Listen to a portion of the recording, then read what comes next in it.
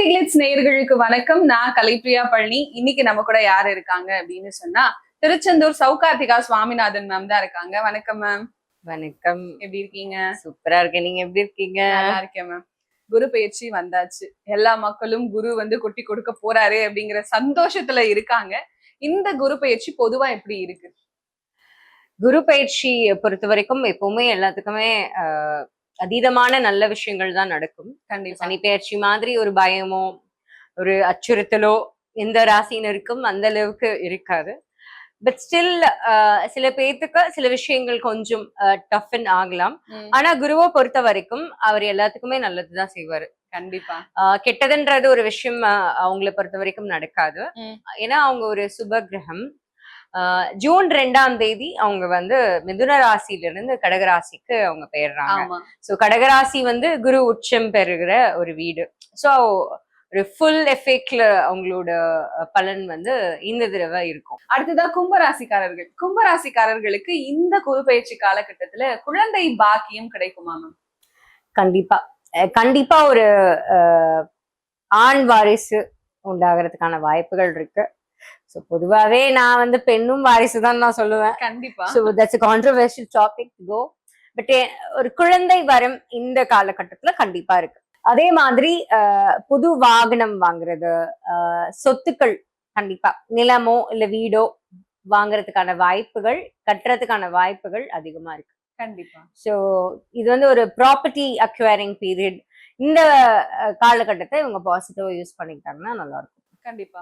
அவிட்டம் நட்சத்திரக்காரர்களுக்கு இந்த குரு பயிற்சி எப்படி இருக்கு? அவிட்டம் நட்சத்திரம் வந்து ஸ்ட்ரென்தன் பண்ண வேண்டிய பிளானட் வந்து செவ்வாயும் சந்திரனும். சோ இந்த ரெண்டு பிளானட்டையுமே ஸ்ட்ரென்தன் பண்ணிக்கிறதுக்குன்னா ஒரே ஒரு சின்ன பரிகாரம் தான். சிவன் கோயிலுக்கு போயிட்டு வந்துருந்தது திங்கக்கிழமை. சோ திங்கக்கிழமை சிவன் கோயிலுக்கு போய் அவருக்கு அபிஷேகம் பண்றது, வில்வ அர்ச்சனை பண்றது ரொம்ப விசேஷமான பலன்கள் இருக்கும். கண்டிப்பா மேம். இவங்களோட வாழ்வியல் பரிகாரங்கள் என்னவா இருக்கு? செலவுகளை கட்டுப்படுத்துறது. அன்வான்டா நிறைய செலவுகள் பண்ணுவாங்க இந்த காலகட்டத்துல. ஸோ செலவுகள் கட்டுப்படுத்துறதும், ஒரு சேவிங் ஸ்கீம்ல போய் இன்வெஸ்ட் பண்றதும், சின்னதாவது ஒரு போஸ்ட் ஆஃபீஸ் ஸ்கீமோ ஏதோ ஒரு எஃப்டிஓ ஆர்டிஓ, ஸோ அதை வந்து இவங்க இன்கல்கேட் பண்ணாங்கன்னா டெஃபினட்டா அவங்க வெல்த் வந்து இன்க்ரீஸ் ஆகிறதுக்கு வாய்ப்பு இருக்கு. கண்டிப்பா மேம். ஸோ அவிட்டம் நட்சத்திரக்காரவங்க வந்து இன்னொன்னு என்ன பண்ணலாம் அப்படின்னா, தண்ணி வந்து குடுக்கறது. இந்த நிறைய இடத்துல பார்த்திருப்பீங்க, மண்பானை வச்சு தண்ணி வச்சிருப்பாங்க. தயவு செஞ்சு தண்ணி நீங்க குடுக்கறதா இருந்தா பிளாஸ்டிக்ல குடுக்காதீங்க. ஏன்னா பிளாஸ்டிக் கேனை வந்து வெயில்ல வச்சு அந்த தண்ணியை குடிக்கிறதுல ஒரு அர்த்தமே கிடையாது. எங்கேயாவது வைக்கணும்னு நினைச்சா, அனிமல்ஸ்க்கு வைக்கணும்னு நினைச்சா ஒரு கல்லுல எல்லாம் இப்ப வருது தண்ணி பவுல் மாதிரி, அந்த மாதிரி இதுல வைக்கலாம். மண்பானை வாங்கி வைக்கிறது, அதுலயே டேப் போட்டு வருது இப்போ. வாட்டர் டிஸ்பென்சர்ஸ்லாம் அந்த மாதிரி எல்லாம் பண்றதுதான் உண்மையிலேயே தண்ணி குடுக்கறதுக்கான ஒரு நல்ல விஷயமா இருக்கும். வீடுகள்லயே வந்து கேன்லாம் வாங்கினா அது வந்து முடிஞ்ச அளவுக்கு மாத்திக்கிறது நல்லது. கண்டிப்பா. சதயம் நட்சத்திரக்காரர்களுக்கு எப்படி இருக்கு? அவங்க வந்து சதயம் வந்து இப்போ ஸ்ட்ரென்தன் பண்ணிக்க வேண்டிய பிளானட் வந்து ராகு. சோ ராகு காலத்துல வந்து துர்கைக்கு வழக்கு போடுறது, திருநாகேஸ்வரம் போயிட்டு வர்றது ஒரு நல்ல ஒரு பலனை கொடுக்கும். திருநாகேஸ்வரத்துல வந்து ராகு பிரீத்தி பண்ணுவாங்க. காளஹஸ்தி கோவிலுக்கு போயிட்டு வர்றது, இதெல்லாம் வந்து ரொம்ப ஒரு நல்ல பலன்களை கொடுக்கும். அதிகமான சொத்து செல்வம் சேர்க்கறதுக்கான வழி வகுக்கும் இந்த பரிகாரம் எல்லாம் பண்ண. அதே மாதிரி கல்யாண தடை அந்த மாதிரி விஷயங்கள்லாம் இருந்தா இது வந்து மாத்திடும்.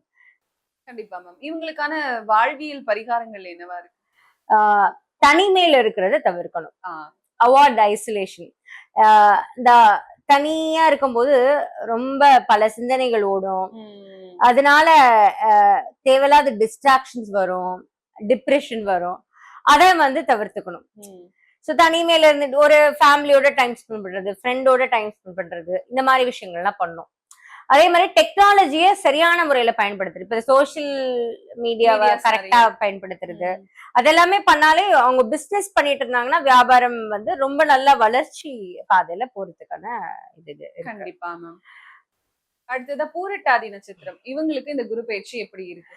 சோ பூரட்டாதி நட்சத்திரத்துக்கு ஸ்ட்ரென்தன் பண்ண வேண்டிய பிளானட்டே குரு தான். சோ தட்சிணாமூர்த்தி வழிபாடு, ஆலங்குடியில போய் குரு பகவானை வழிபடுறது, அங்க போய் 101 சுத்து சுத்திட்டு வர்றது ரொம்ப விசேஷமான பலன்களை கொடுக்கும். முடிஞ்சா பக்கத்துல உள்ள கோவிலே வந்து ஒரு எல்லோ கலர் வஸ்திரம் வாங்கி கொடுக்கறது குரு பகவானுக்கு. தினமும் வந்து குரு மந்திரம் சொல்றது, குரு பிரம்மா குரு விஷ்ணு சொல்றது, இதெல்லாமே ஒரு நல்ல பலன்களா கொடுக்கும். கண்டிப்பா. இப்ப இவங்களுக்கான வாழ்வியல் பரிகாரங்கள் என்னவா இருக்கு? ஸ்பிரிச்சுவல் டீச்சர்ஸ் தேடிக்கணும். அதாவது ஆன்மீக பாதையில போறதுக்கு ஒரு குரு. அந்த மாதிரி அது வந்து மானசீகமாவும் நம்ம எடுத்துக்கலாம். அது எந்த இப்ப நிறைய பேர் வந்து சில பேர் அந்த குருமார்கள் இருப்பாங்கல்ல. ஆமா. ஃபார் எக்ஸாம்பிள் ரொம்ப மோஸ்ட் ஃபேமஸ் பர்சனாலிட்டி நித்யானந்தா அவங்கன்னு வச்சுக்கோங்க. இல்ல ஜக்கி வாசுதேவ் அவங்கன்னு வச்சுக்கோங்க. இந்த மாதிரி சில பேர் வச்சிருப்பாங்க. சில பேருக்கு கனகம்பட்டியாரா இருப்பாங்க, சோ வள்ளலாரா இருப்பாங்க. இவங்க இந்த மாதிரி ஒரு குருவை தேர்ந்தெடுத்து இப்ப அவங்க என்ன மாதிரி வழிபாடுகள் பண்ணாங்க, என்ன வழியில போனாங்க, அவங்களோட அறிவுரைகளை படிக்கிறது கேட்கறது, இதெல்லாம் அவங்களுக்கு ஒரு ஃபேவரபிளான ஒரு விஷயம். என்லைட்டன்மெண்ட் கிடைக்கும், இன்னர் என்லைட்டன்மெண்ட், ஒரு மன அமைதி கிடைக்கும். எதையோ அவங்க தேடிட்டே இருந்திருப்பாங்க, அது இதுல கிடைச்சிருக்கும். சோ அந்த ஒரு ஸ்பிரிச்சுவல் பூர்த்தி ஆகும். அதே மாதிரி ஒரு ரிஸ்க் எடுத்து ஒரு லோன் எடுக்கிறத தவிர்க்கணும்.